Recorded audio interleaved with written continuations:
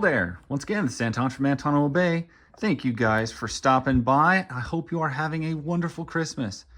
So I have been finding all sorts of things on sale this season, buying myself a lot of last minute splurges and pre-Christmas gifts, and mostly because we're getting ready to have a kid, and a lot of these are going to slow down, I understand.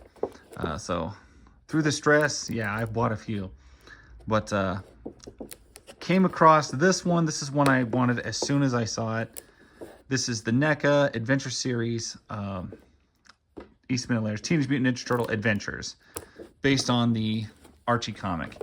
And I loved this. For me, this was almost more Ninja Turtles canon than the cartoon show or anything else I could get, because I could actually get my hands on these. We didn't have cable growing up, didn't have a channel that played these, lived out in the country, but I could pick up an Archie comic at the grocery store, take that bad boy home, and have the world of Ninja Turtles in my hands.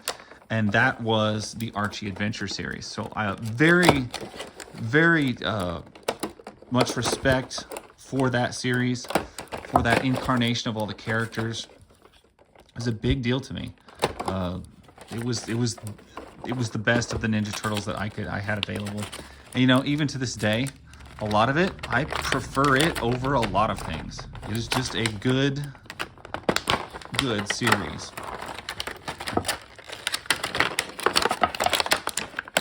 I haven't always been super impressed with all of the NECA toys I've gotten, but this line I have been. Some of their cartoon stuff, I can take it or leave it. In fact, I had a whole bunch of it that I ended up selling, and just wasn't madly in love with it. I didn't care for it. It was too rigid and didn't want to move. The Archie series seems to be a little bit more stripped down. Makes them a lot easier to pose and deal with.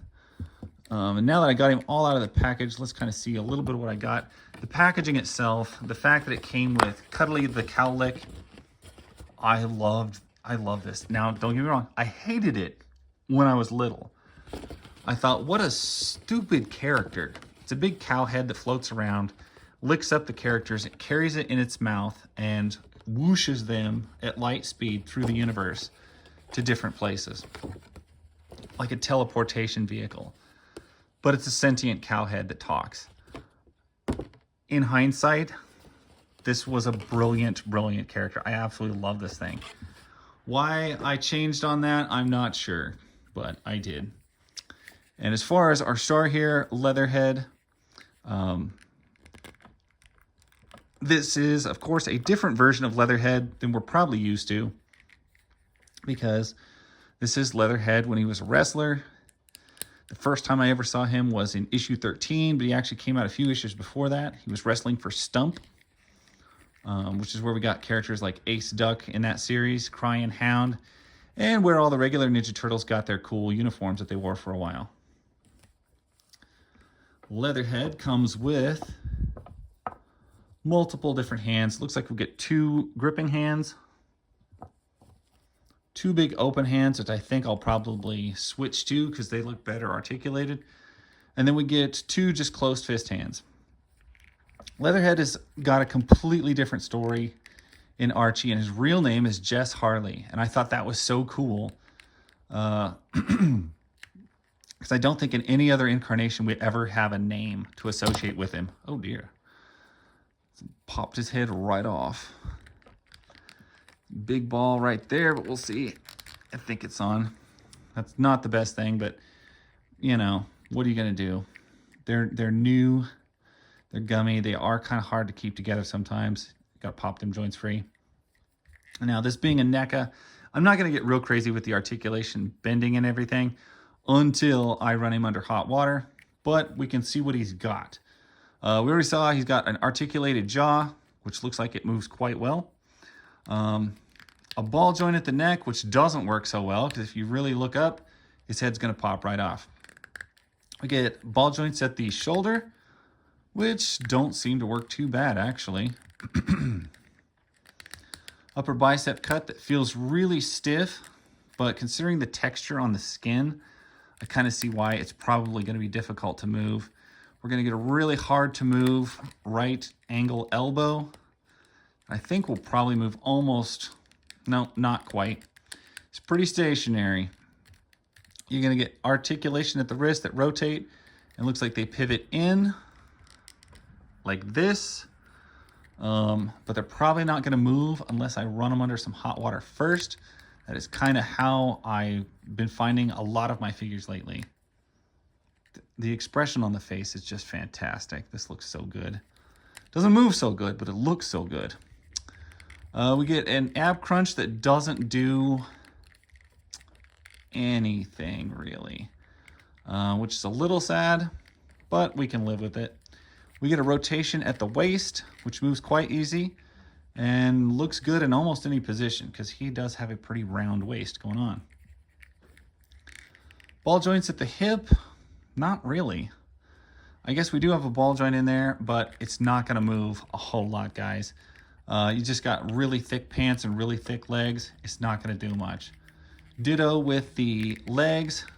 I don't know what you call this kind of joint, but it's the kind that swivels and runs in on a rotation. Be very similar to the kind of kneecaps and legs that you see on like the reissued He-Mans and stuff. Not great movement, and it does give you a weird knee joint. But that, for some reason, is what they chose to go with. It's not going to move a lot. I don't remember how movable this guy was in the comic. I don't remember him being ultra flexible, period. He is a Gator Man who is a wrestler. No uppercut at the top of the boot. I could have swore there would be, but I'm going to say no. If there is, it's going to take some hot water to get that loosened up to even find out. Ankle rockers. Yes, looks like we do get a good ankle rocker. It's going to tip both ways, but not much. But it's going to rock sideways a lot more than it needs to because the legs don't spread because the ball joints aren't that great. So articulation on this guy, not the greatest. Paint apps, I'm going to say, are fantastic. The tail, it's just a board basically. It is rubber and it does feel like there's bendy wire in it, but it's so thick you're not going to bend that anywhere. All you're going to do is be able to flip it up or down or rotate it because that's the only joints that they've given you. But most part, his tail's just going to stick straight out the back anyway. Yeah, not a lot of movement. Actually, one of the stiffer Archie series ones I probably have seen. However, the personality of the face, the personality of the paint, it is making up for a lot of that, and it is giving me some love there. Mostly, it's just really fantastic to see this character made. It's so obscure. It's such a weird piece of Ninja Turtle history. To have the Archie series being produced in action figure form now.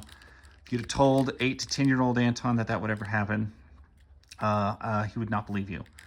Because nobody was making these. Nobody was talking about these. These weren't the cartoon. They weren't the original comic.